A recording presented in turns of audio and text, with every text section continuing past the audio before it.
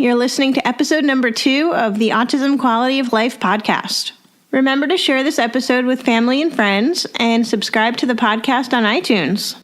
My hope, be such a dream, is that we stop talking about taking people to the community and we realize that we are part of the community. I'm extremely excited for today's conversation. And today I have with me Kelly Hartman of Indianapolis, Indiana. And she employs over 300 individuals across 3 corporations and also founded a nonprofit. So her company, Insights Consulting, provides residential and behavioral services for adults with developmental disabilities. And her nonprofit organization, Outside the Box, offers a curriculum-based day program, a creative art studio experience, and customized employment services. So today we're going to focus primarily on Outside the Box. So Kelly, thank you so much for coming on the show. So can you fill in some gaps from that introduction and tell us a bit more about your personal life? Oh, well, Lord have mercy. There's a lot. I'm super busy. Actually, it's crazy how fast things continue to grow. At Insights, we now employ almost 400 people. We've added an outpatient mental health clinic, and we're also next week launching massage therapy. So we find that that's really therapeutic a lot, especially for our folks with on the spectrum who have sensory integration issues. And so that's Insights. Outside the Box has grown exponentially. We have over 300 individuals that we're providing supports to there in their day program and employment services, as well as the art studio. So it's busy. And then my personal life is just as crazy. I have 12-year-old twin boys, and I serve on the board for a few different missions that really are important to the success of folks at Outside the Box and Insights. Some work with Eskenazi and the Kayak Group. They work with kids with special, extraordinary healthcare needs. And I'm working with the ABA work group. So we're looking at ways to look at licensure for folks who do applied behavioral analysis. Work with the ARF and ARF and lots of organizations. So it's crazy. Sounds crazy busy. I'm a moving target. So tell us more about Outside the Box. When was it founded and what's the story behind it? In our system, back in 2008 is when Outside the Box was started, and it was because we had a number of stakeholders actually through Insights who were saying, gosh, there's really not a day program that meets our needs. What can we do? And so a colleague of mine at the time, Megan Greek, we continued to sit and we kept saying, hey, we need to think outside the box. What is it that aren't really meeting the needs of some of our folks with unique needs? Mostly behavioral challenges and some folks who might need some more individualized support. And as we kept saying, outside the box, we need to think outside the box. It's like, hey, let's see if that name's available. So in 2008, we started with 4 individuals in the back conference room of Insights Consulting, a borrowed room with a staff and a half and 4 people in the first class. We are now in our 9th year, and we have 18 classrooms, 3 distinct programs. We have an after-school program that we're operating up in Hamilton County for Hamilton Southeastern Schools, and we have, I believe, 4 weeks of summer camp for kids of various ages. So we are reaching between 300 and 400 people annually. It's crazy. I mean, it blows me away myself. So it's exciting times, though. This is my first year not being president of the board because they've grown to a point where they don't need mama, to tell them really how to operate, and they're doing an awesome job. It's a great organization with some amazing staff. Well, tell us about your facility. So how are things structured and what makes your program unique? The interesting thing about Outside the Box is we are one of the few programs that was built specifically on a 4-to-1 ratio. So we have 4 individuals in services, and they are matched with 1 facilitator. So it's a 4-to-1 ratio, which is much smaller than what most programs are built on. The other thing that's different about Outside the Box is that we've never had a sheltered workshop. We have never had any kind of piecework or anything like that in-house, which makes us different because we didn't have to undo a lot of things that many programs are struggling right now, how to meet the intent of the rules that CMS is asking for people to more of a community-based system over the next 3 years. The other thing is that we've always been community-based. So our groups have always gone out into the community and spent time interacting with others who are not in program, really being a part of their community and giving back. One of the primary values that we really work with folks at Outside the Box is to understand that just by nature of some challenge that we have, because we all have challenges, they may have a label of a disability that does not take away their value. And so instead of being the charity, we really try to empower them to see what's amazing about them and how they can give back to the greater good of the world. And it's so cool to see when people realize how incredibly valuable they are. And so there's things like that make the culture very different. Other than the 4-to-1 ratio, the other thing we do is it is a curriculum-based program based on Maslow's hierarchy of needs. And so they really drive their own curriculum. So the group, there'll be 8 people with 2 teachers. Depending on what the theme is for the week, which we do have a curriculum base that runs the theme for the week, each individual group will determine how they're going to approach that. So let's say the week is about diversity and relationships and diversity in our world. You may have one group that literally is looking in magazines at how are people differently represented in the media, but you may have another group who decided to bring in an NAACP speaker to talk about diversity. So there's a number of different ways that any topic can be addressed. Each individual group, and notice I'm not saying the teachers or the facilitators are making this up. The people in the group decide how they are going to tackle each theme in the curriculum, and the groups are peer matched. So as opposed to many day programs, you may go there and the vacancy is in room 7, seat 2.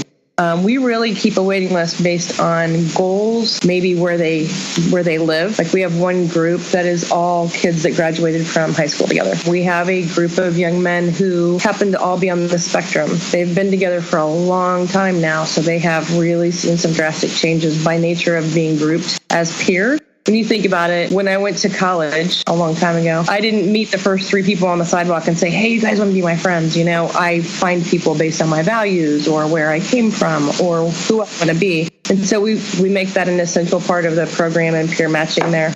Those have been really like cornerstone differences for us that have really stuck from the very beginning. It's really, really cool because when you go to Outside the Box, you'll be like, hey, what are the Snapdragons doing? Or what are the Dreamsicles doing? And people are like, what's a Dreamsicle? You know, well, they've named themselves. Their group, they have their own identity. Their rooms are decorated based on their identity. For example, we have a group of more elderly folks, and they name themselves the Silver Bullets. That's my favorite, you know. So you have folks who are doing retirement type things, and they're the Silver Bullets.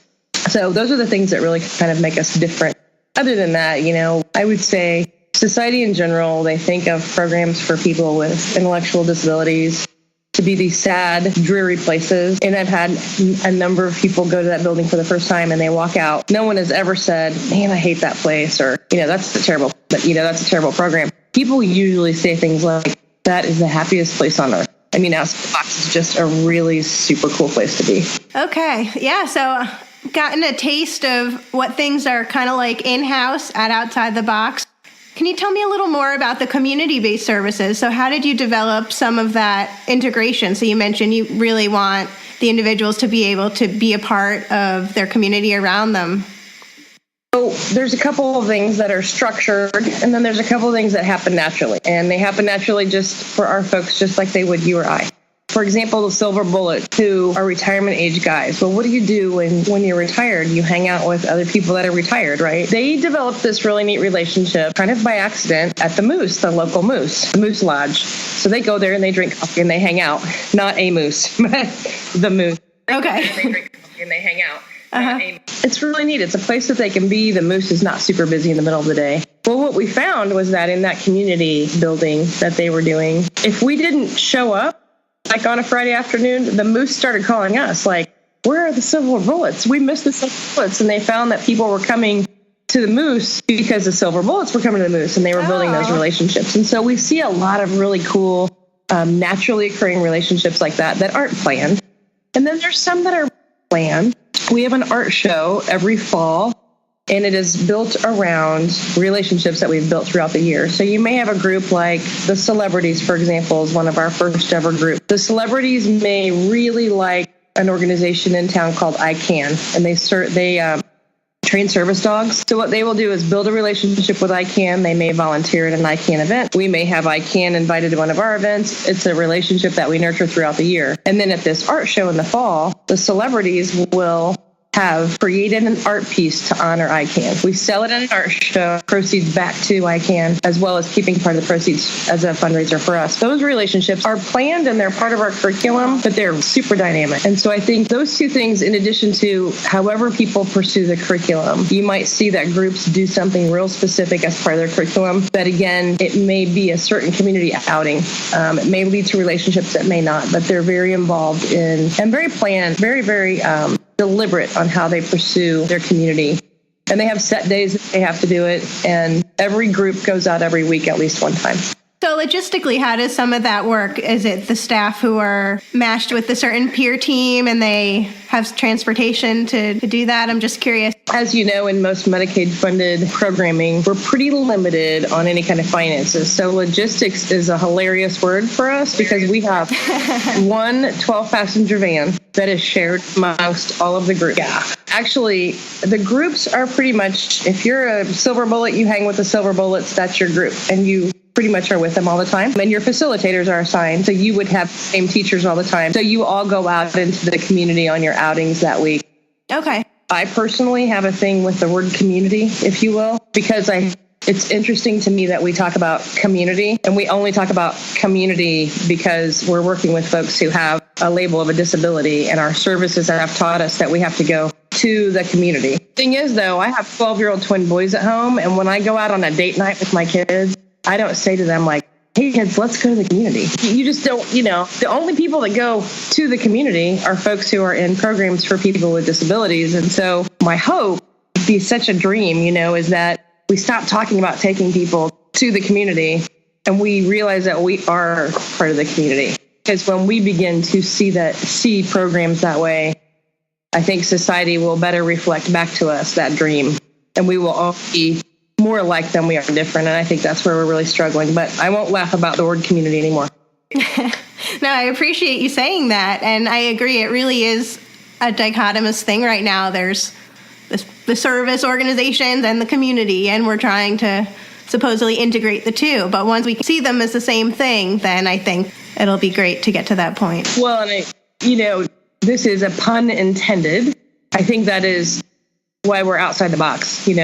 We want people to really be aware that some of what we do keeps people in the box. And the only way we can move forward as a global group of providers is to get outside the box and start thinking differently and help doing things that get other people to think differently about who we are. Well, that is what makes you extremely innovative. So that's why we're here chatting today.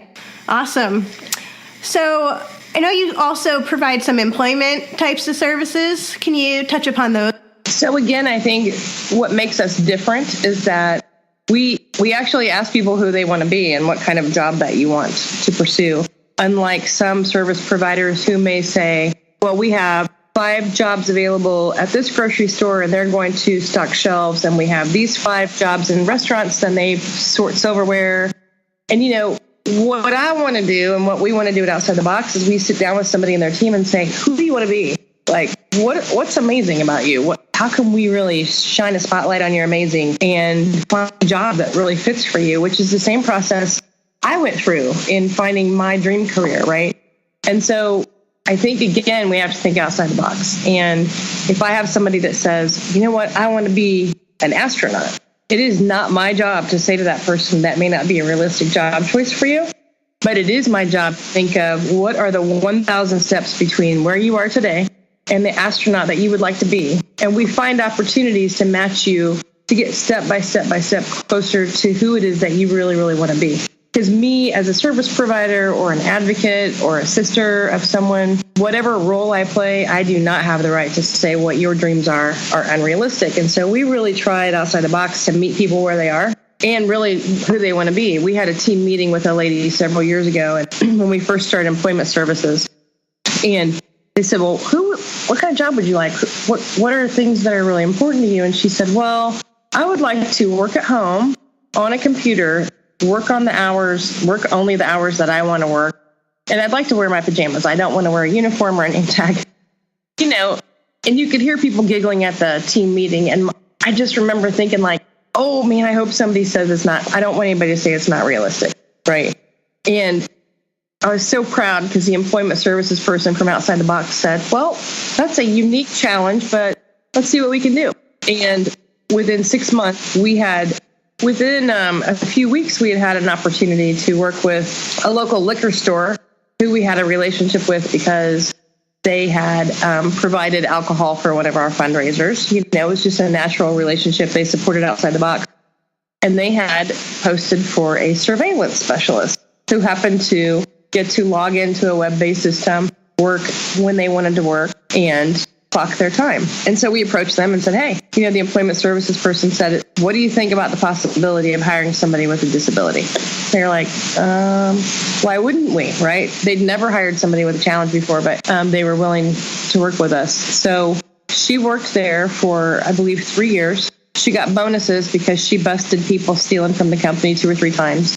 And at our fundraiser, they would get a big table at our big corporate, it's a big corporate gala. It's our fundraiser. And they had her sit at the corporate table because she had made such a difference for them. So, that wasn't something she expected. It wasn't something really that we expected, but just continually thinking that everybody has the opportunity to be the very, very best version of themselves that you could possibly imagine, and keeping an eye out all the time for opportunities. Some really cool things happen with employment services. And sometimes, I'm going to be honest with you, is a barrier because society expects us, and parents of some of our folks, they expect us to have these 5 jobs who are pushing carts, or these 3 jobs wrapping silverware or baked potatoes. And I just want I want outside the box to continue to be that provider that has that one amazing job that we will support you in being the best that you can be, and it really adds to your quality of life by being employed. So I think that's what makes us different. So what kind of advice would you give to families or to professionals who might be starting up a day program in their state and wanting to focus more on quality of life for the individuals rather than doing things the way that they've always been done just because that's how things have always been done? That's a loaded question. So there's a whole lot of things I would say. I'll turn it back to how I teach staff, and I say to staff all the time, if what you're doing as a direct support professional, if what you're doing as a facilitator, if what you're doing as the director of a program is not good enough for you, or wouldn't be good enough for your mom, or wouldn't be good enough for your child, then it's not good enough. And when you look at things from that perspective, I think as a holistic group of providers, we have a lot of work to do. So there's a balance between having high expectations for a service provider and being that parent, that service providers don't want to talk to because you just keep complaining about what's not. And so I would say approach every decision the same way that I would want you to approach development for any human being, not just somebody with a disability. That is really focusing on what is amazing, right? So if you're looking at a service provider, look at what is best about that program, and does that meet the needs of the individual that you're trying to find supports for, usually your child. If the program really doesn't meet the needs, then look for another program. The other thing I would say is get super involved with your local legislators. Demand for better supports for our folks. I'm blown away that we still, and this is not meant to be disrespectful of any program that's ever done services for our folks. There's some great people with huge hearts and souls out there. But if we even knew that kids in Africa were working for 18 cents an hour, we would be really, really frustrated with that. Yet we're okay when our folks with disabilities are in sheltered workshop getting paid a cent for every part that they sort. It ends up being 82 cents a week. We have to start looking at, I don't care if your diagnosis is an autism spectrum disorder, traumatic brain injury, fetal alcohol syndrome, the range of things that we work with in the field of intellectual disabilities. We have to stop looking at labels and start looking instead at what people are capable of, and realize in our message to all providers and people who are really trying to understand more about who we are is that we have a whole lot more in common than we do differences. This isn't just about people with disabilities. This is about people. That's it.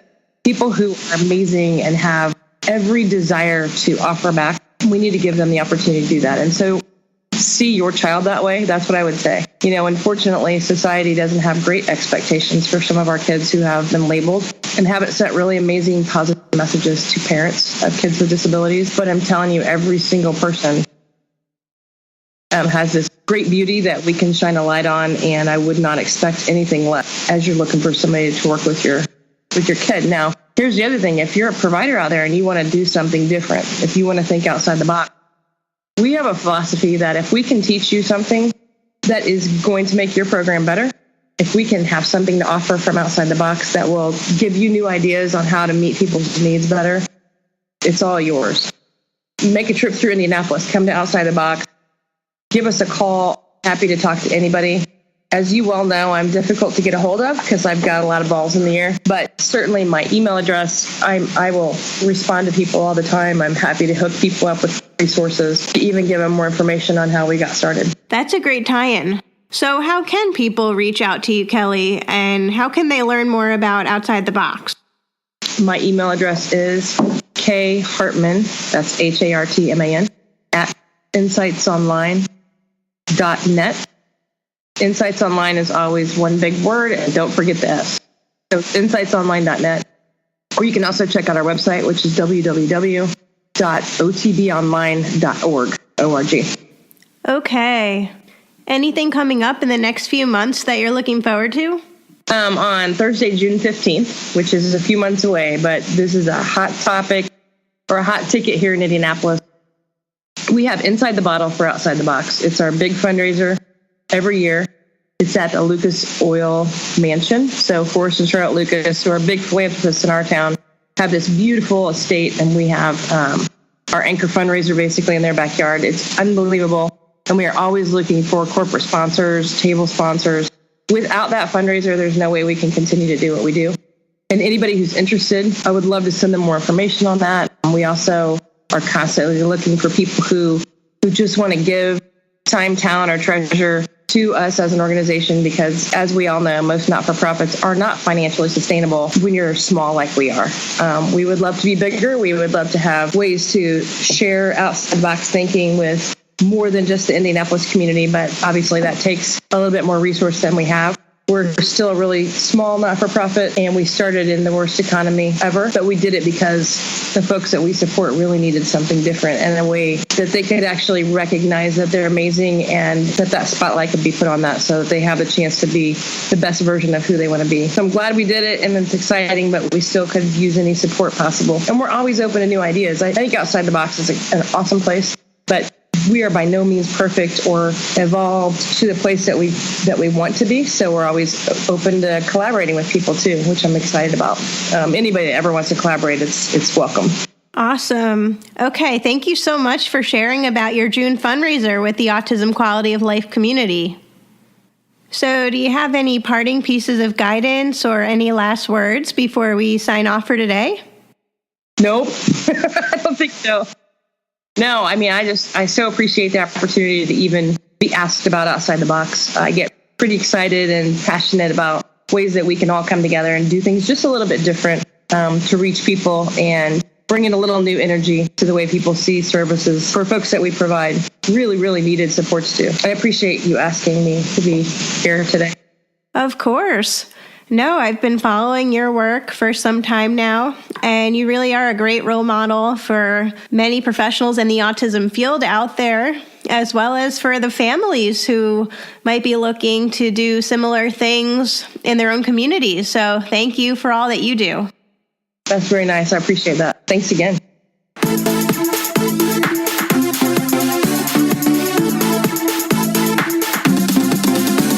Hi there. Thanks so much for listening. I hope you've gotten a lot of value from today's show. It would be great if you could share this episode with family and friends, and also subscribe to the podcast on iTunes. To learn more about today's guest, you can visit our website at www.autismqualityoflife.com. Also on our website, you can find links to our social media pages and our YouTube channel. Sign up for the Autism Quality of Life newsletter to receive exclusive content and bonus interviews. Thanks again for joining us on our mission to improve quality of life for teens and adults with autism. We'll catch you next time.